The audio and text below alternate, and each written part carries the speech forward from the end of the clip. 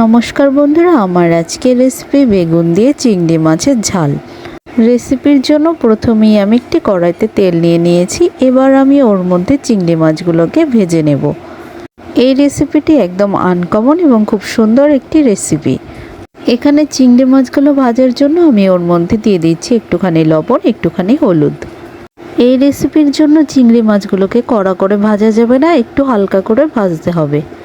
যাই হোক, চিংড়ি মাছগুলোকে আমি হালকা করে ভেজে নিয়েছি। এবার আমি এগুলোকে একটি পাত্রের মধ্যে তুলে নেব। চিংড়িগুলো তুলে নেবার পর এবার আমি কড়াইয়ে আর একটুখানি তেল দিয়ে দেব।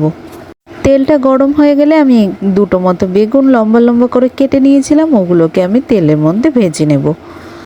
বেগুনগুলো ভাজার জন্য আমি ওর মধ্যে একটুখানি নুন দিয়ে দিচ্ছি। বেগুনগুলোকে এপাশ ওপাশ ঘুরিয়ে ঘুরিয়ে লাল লাল করে ভেজে নিতে হবে। তো বন্ধুরা, বেগুনগুলো ভাজা হয়ে গেছে। এবার আমি এগুলোকেও একটি পাত্রের মধ্যে তুলে নেব। এই রেসিপিটিতে আমি আরেকটি জিনিস ব্যবহার করছি, সেটা হচ্ছে পাকা টমেটো। পাকা টমেটোগুলোকেও আমি বেগুনের মতো কেটে নিয়েছি, আর এগুলোকেও আমি সামান্য ভেজে নেব। টমেটোগুলোকে হালকা ভেজে নিলে এর থেকে যে কাঁচা গন্ধটা বেরোয় সেটা আর বেরোবে না। তো পাকা টমেটোগুলো ভাজা হয়ে গেছে। এবার আমি এগুলোকেও তুলে নেব। এবার ওই কড়াইয়ের তেলের মধ্যে আমি ফোড়নে দিয়ে দেব জিরা। জিরা ভাজা হয়ে গেলে আমি ওর মধ্যে দিয়ে দেবো কুচি কুচি করে কেটে রাখা পেঁয়াজ। পেঁয়াজগুলোকে বেশ আমি একটু লাল লাল করে ভেজে নিচ্ছি। পেঁয়াজ ভাজা শেষ। এবার আমি ওর মধ্যে দিয়ে দিচ্ছি আদা, রসুন এবং জিরা বাটা। তারপর ওর মধ্যে দিয়ে দিচ্ছি শুকনো লঙ্কার গুঁড়ো।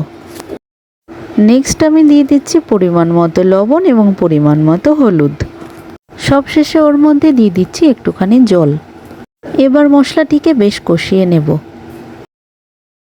মশলা মোটামুটি কষানো হলে ওর মধ্যে আমি দিয়ে দেবো ভেজে রাখা চিংড়ি মাছগুলো। চিংড়ি মাছগুলোকে আমি মশলার সাথে একটুখানি কষিয়ে নেব।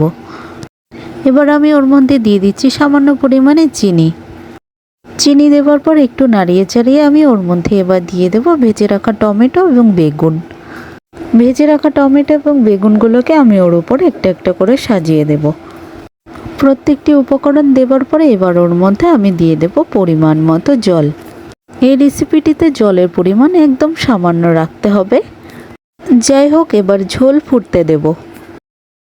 ঝোল বেশ খানিকটা ফুটতে শুরু করলে আমি ওর মধ্যে দিয়ে দেবো সামান্য একটুখানি ঘি। তোমরা চাইলে রেসিপিটিতে ঘি ব্যবহারও করতে পারো, আবার নাও করতে পারো।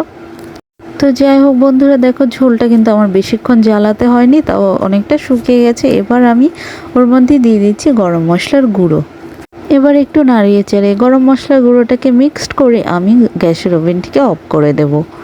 তো বন্ধুরা, আমার আজকের রেসিপিটি একদম তৈরি। রেসিপিটি তোমাদের কেমন লাগলো কমেন্ট করে জানিও। আর যদি আমার প্রত্যেকটি ভিডিও তোমাদের ভালো লাগে তো আমার ভিডিওগুলোতে একটি লাইক করো এবং আমার চ্যানেলটিকে সাবস্ক্রাইব করে আমার পাশে থেকো।